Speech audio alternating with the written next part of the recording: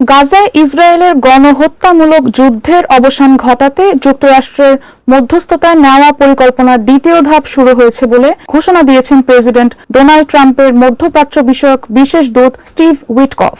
এ ধাপে গাজায় নিরস্ত্রীকরণ, অন্তর্বর্তী প্রশাসন গঠন এবং পুনর্গঠনের ওপর জোর দেওয়া হবে বলে জানিয়েছে ওয়াশিংটন। বিশেষ এ দূত বুধবার সামাজিক যোগাযোগ মাধ্যমে দেয়া এক পোস্টে জানান, ট্রাম্পের প্রস্তাবিত 20 দফা গাজা পরিকল্পনা এখন যুদ্ধবিরতি থেকে নিরস্ত্রীকরণ, টেকনোক্র্যাটিক শাসন ব্যবস্থা ও পুনর্গঠনের দিকে অগ্রসর হচ্ছে। উইটকফ জানান, পরিকল্পনার দ্বিতীয় ধাপে বিধ্বস্ত গাজা উপত্যকা পরিচালনার জন্য একটি অন্তর্বর্তী প্রশাসন গঠন করা হবে। একই সঙ্গে গাজার পূর্ণ নিরস্ত্রীকরণ ও পুনর্গঠনের উদ্যোগ নেওয়া হবে।